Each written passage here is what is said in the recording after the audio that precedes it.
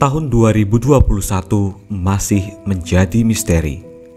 Kisah dan juga sejarah di bumi Nusantara dari tokoh orang terdahulu ternyata banyak yang telah mengungkapkan bagaimana gambaran keadaan zaman di masa mendatang.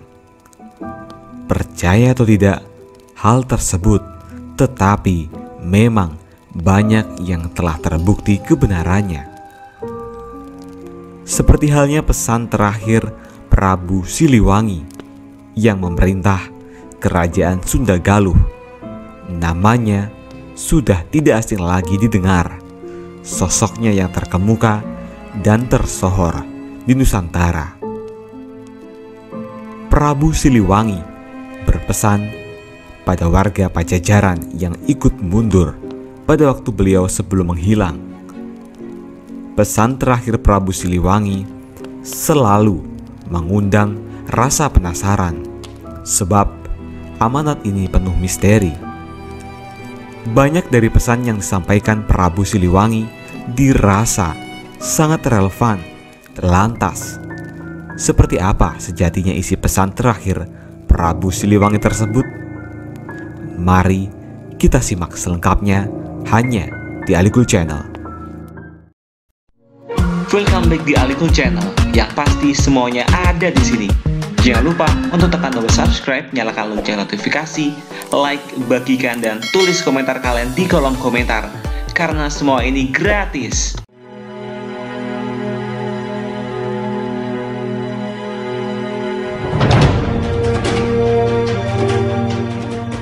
Prabu Dewata Prana Sri Baduga Maharaja atau Prabu Siliwangi lahir 1401 Masehi di Kawali, Ciamis.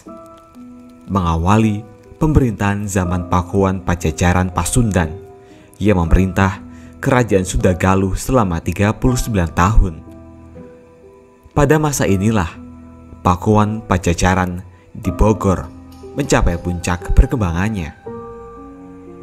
Nama Siliwangi adalah berasal dari kata silih dan wawangi, artinya sebagai pengganti Prabu Wangi. Tentang hal itu, pustaka Raja Raja Romawi I Bumi Nusantara Romawi II Garing 2 mengungkapkan bahwa orang Sunda menganggap Sri Baduga sebagai pengganti Prabu Wangi, sebagai silih yang telah hilang. Prabu Siliwangi berpesan pada warga Pajajaran yang ikut mundur pada waktu beliau sebelum menghilang. Jika diperhatikan, isi pesan beliau terakhir mengenai keadaan zaman yang akan datang sangat relevan dengan keadaan zaman seperti saat ini. Dan tidak hanya itu, untuk warga Pajajaran saja. Berikut pesan terakhir Prabu Siliwangi tersebut.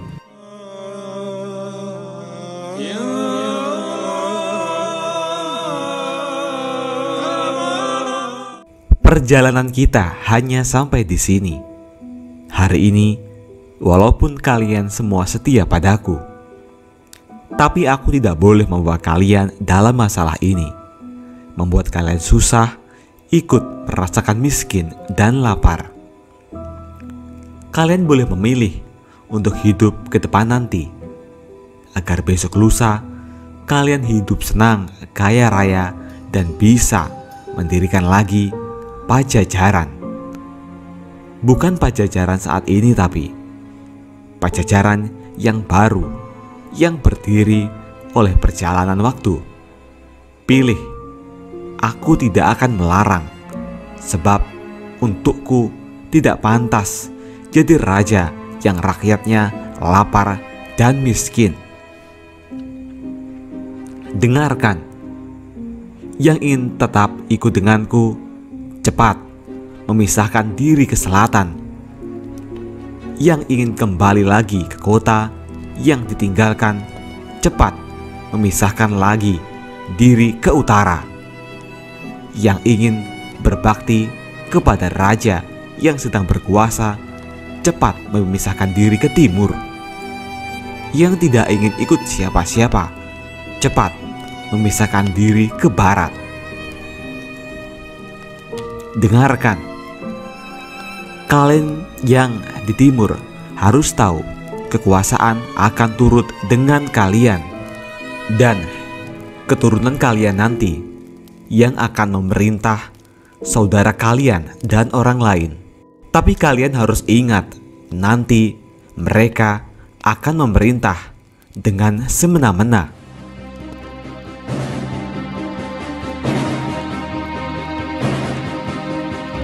Akan ada pembalasan untuk semua itu. Silakan pergi.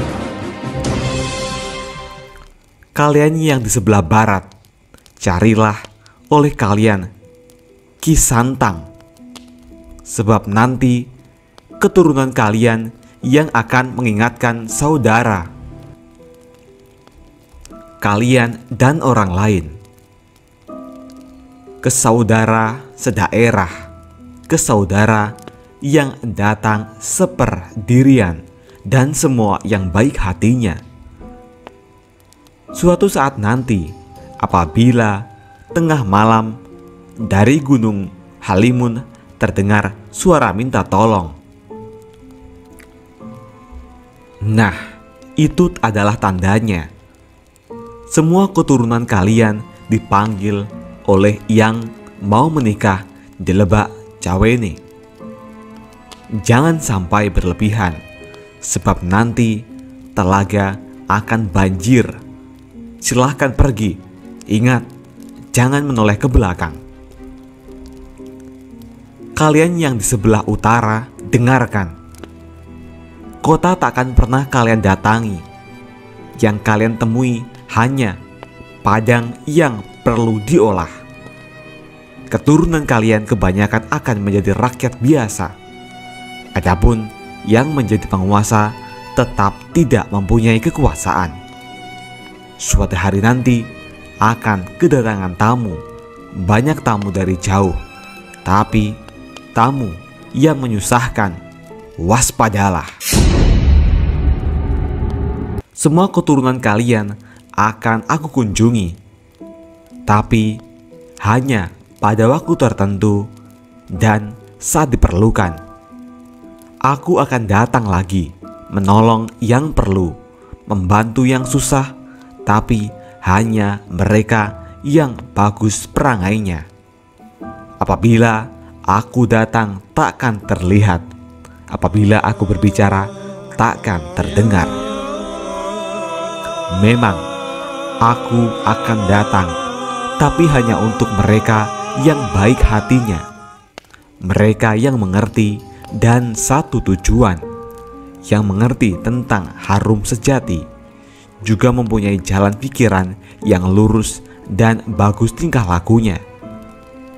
Ketika aku datang, tidak berupa dan bersuara, tapi memberi ciri dengan wewangian. Semenjak hari itu, Pajajaran hilang dari alam nyata. Hilang kotanya, hilang negaranya. Pajajaran tidak akan meninggalkan jejak selain nama untuk mereka yang berusaha menelusuri. Sebab bukti yang ada akan banyak yang menolak. Tapi suatu saat akan ada yang mencoba supaya yang hilang bisa ditemukan kembali. Bisa saja hanya menelusurinya harus memakai dasar, tapi yang menelusurinya banyak yang sok pintar dan sombong dan bahkan berlebihan kalau berbicara.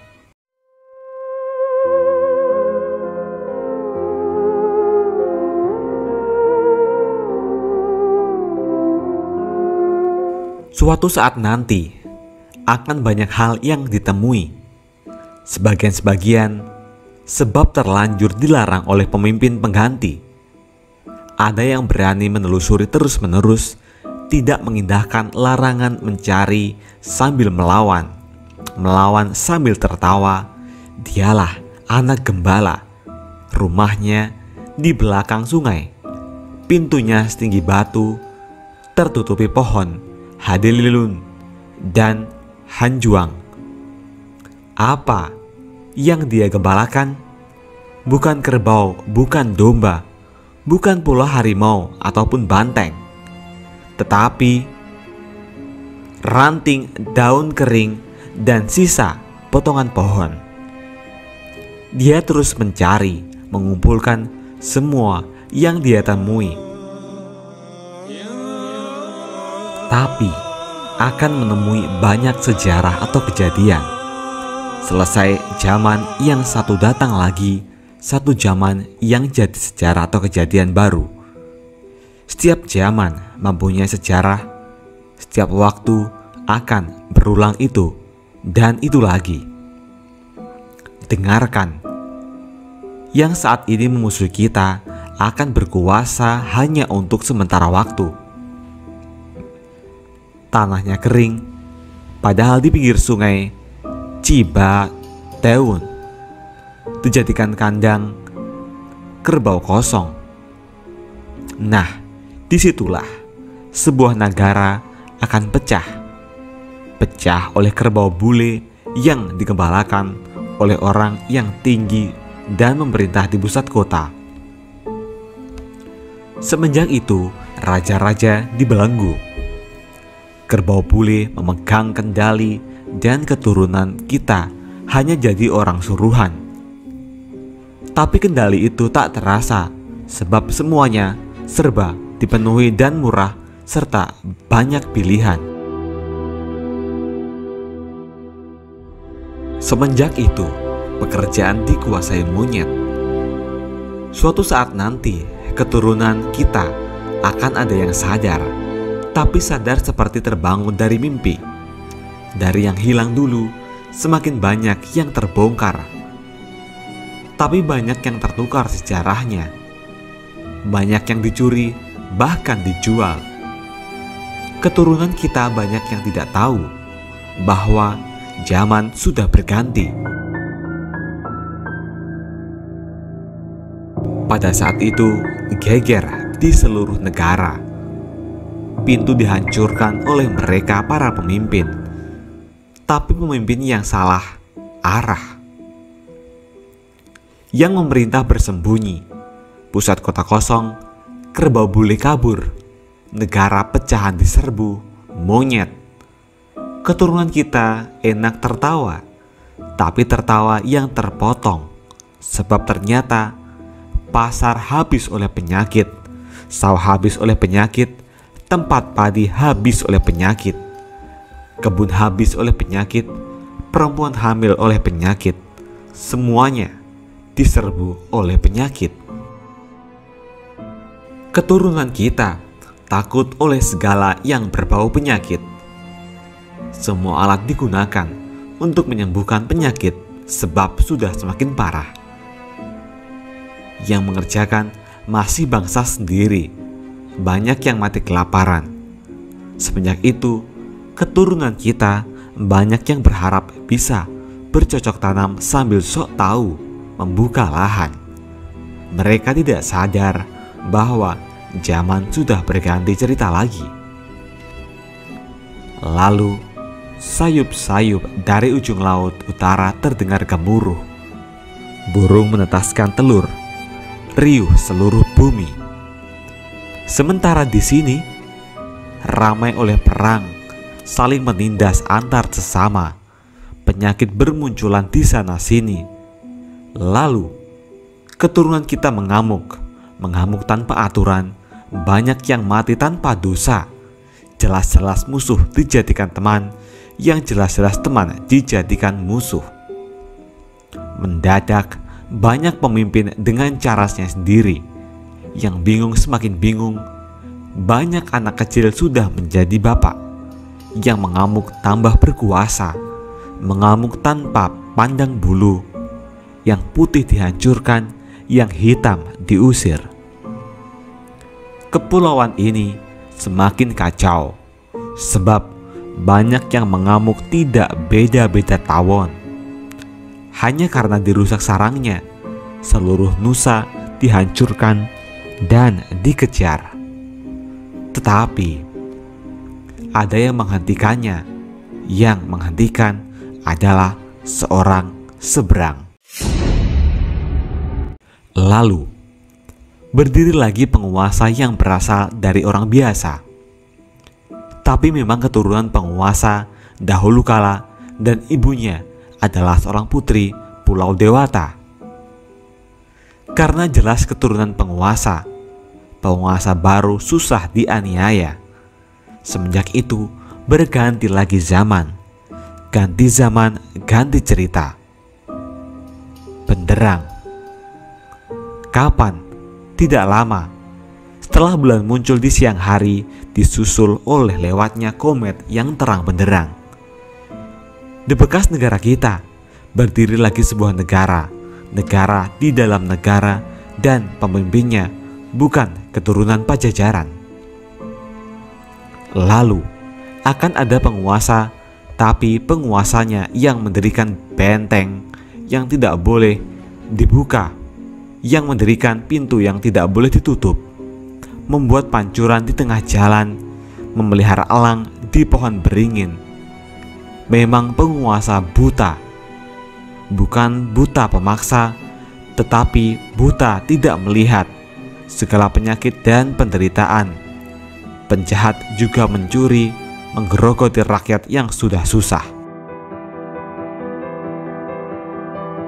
Sekalinya ada yang berani mengingatkan, yang diburu bukanlah penderitaan itu semua, tetapi orang yang mengingatkannya. Semakin maju semakin banyak penguasa yang buta tuli, memerintah sambil menyembah berhala. Lalu anak-anak muda salah pergaulan, aturan hanya menjadi bahan omongan, karena yang membuatnya bukan orang-orang yang mengerti aturan itu sendiri.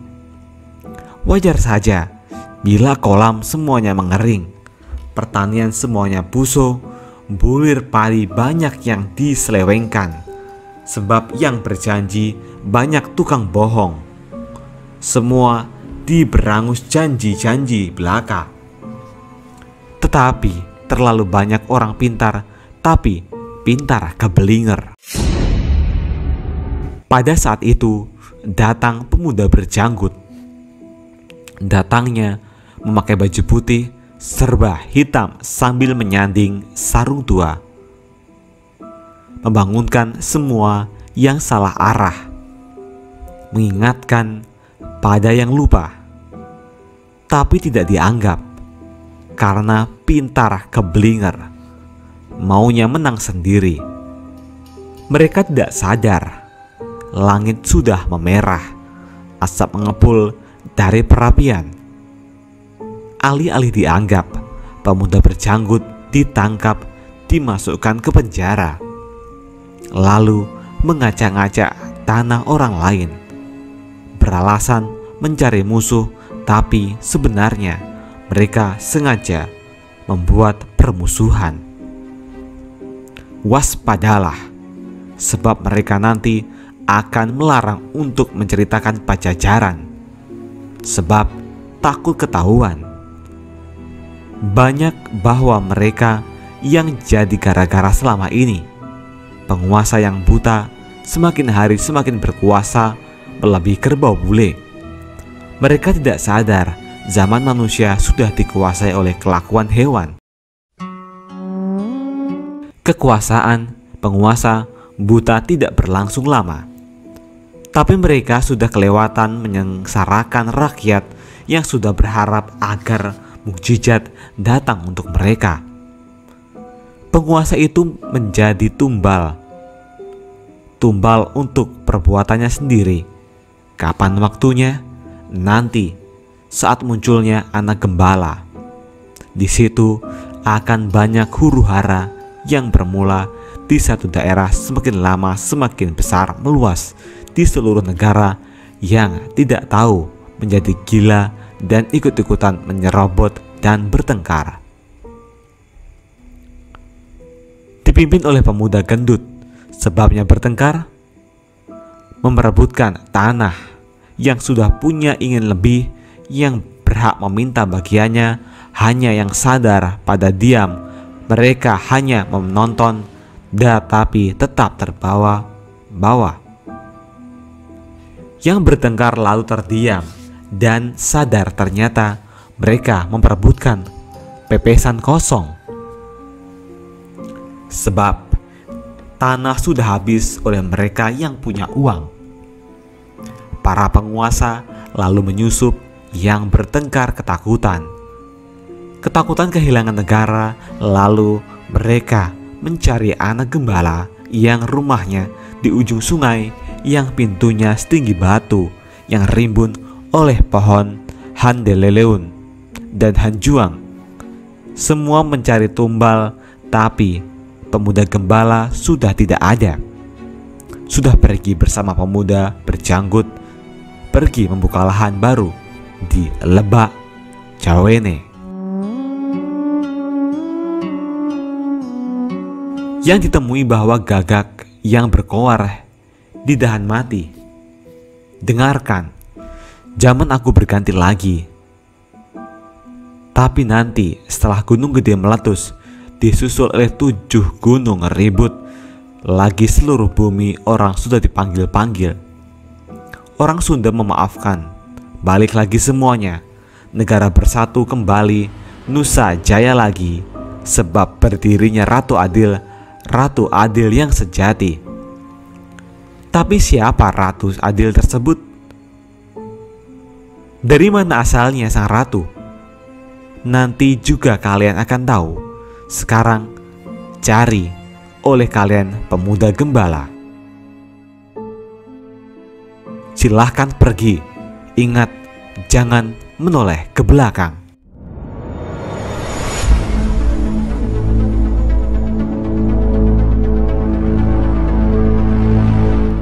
Itulah tadi isi pesan terakhir Prabu Siliwangi. Semoga banyak hal positif yang bisa kita petik dari pesan beliau. Dan jangan ditelan mentah-mentah informasi ini. Kami kembalikan sepenuhnya semua kepada pemirsa untuk mencikapi isi pesan tersebut.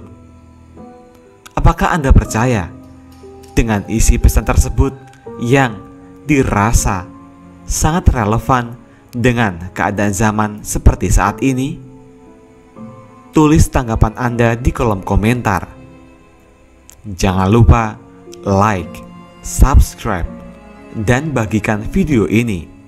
Semoga bermanfaat, dan nantikan video terbaru selanjutnya hanya di Aligul Channel.